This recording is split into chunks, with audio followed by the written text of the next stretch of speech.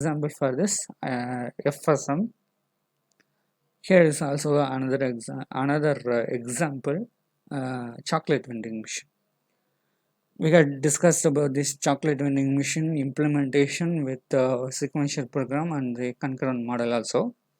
Here we are again implementing this chocolate vending machine with the FSM.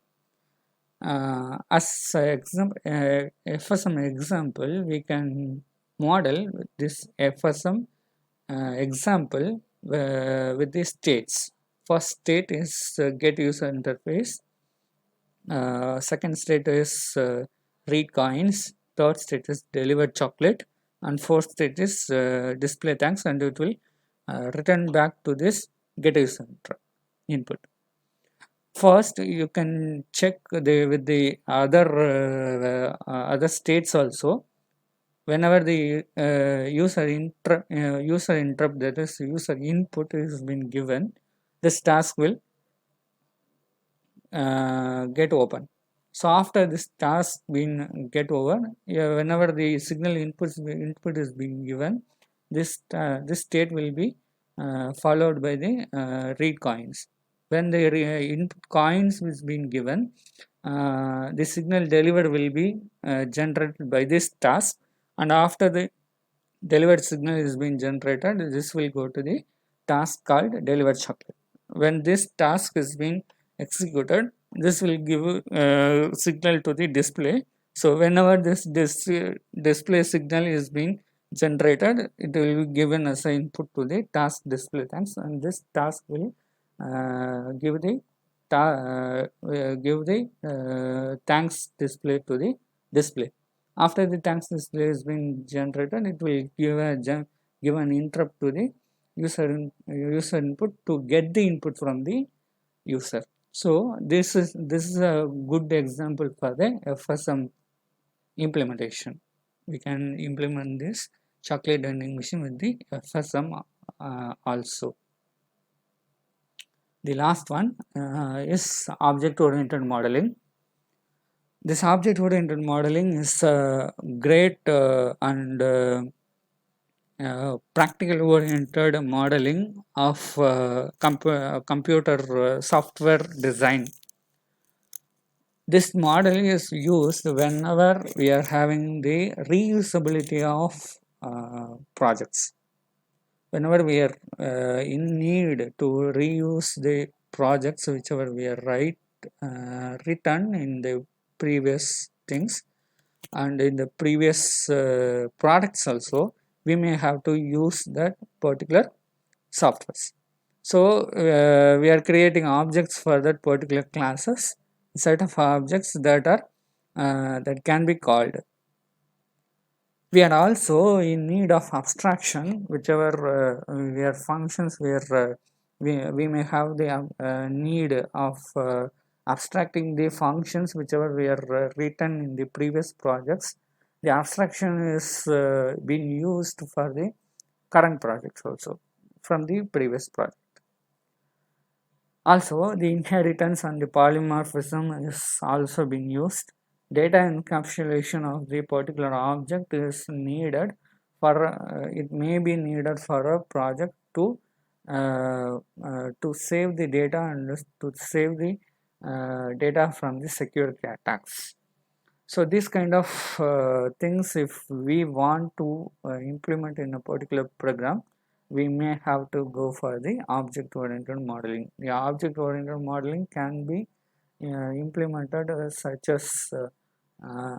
such as C++, C Sharp, Java, Python. This kind of languages are being modeled with the object-oriented modeling, and these kind of softwares are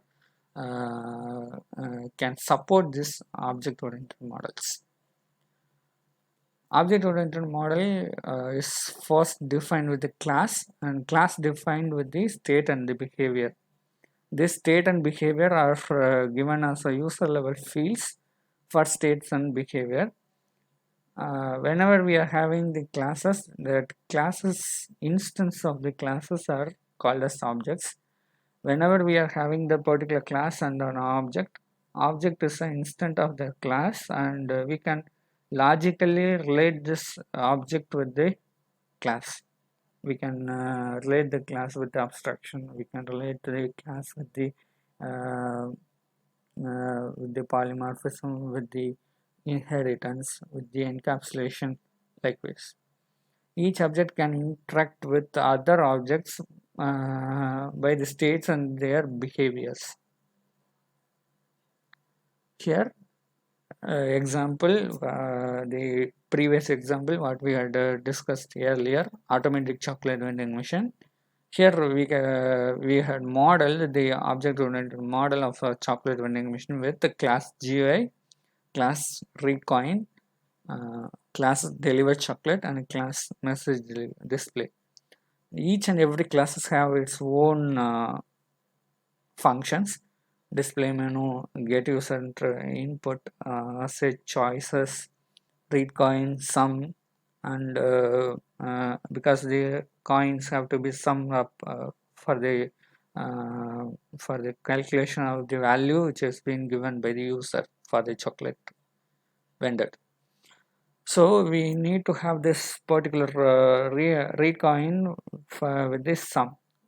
So here you can see that this sum is can be inherited from the other classes also, because we may have some header files, standard stdio header files we may have, and that particular stdio, stdmath, or math header files may have this sum function. It can be inherited from the particular header files. Read coin, an object for this class we can generate object called read port.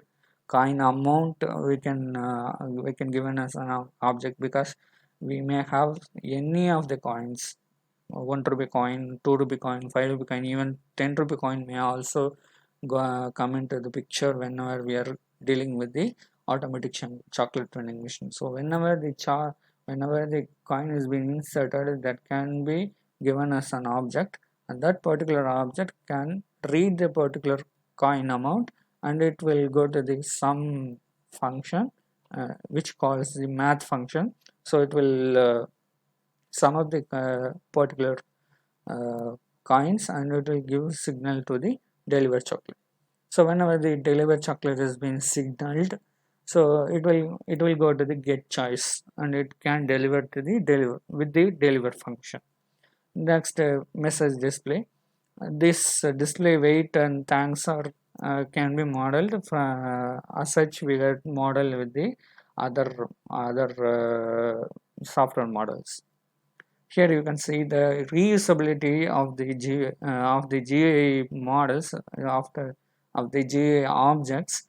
They can be reused at any time for many applications which were created. Also, the abstract methods means the screen size and the display period are being the abstract methods, because whenever we are dealing with the chocolate vending machines, we need not to give much more time for a single user.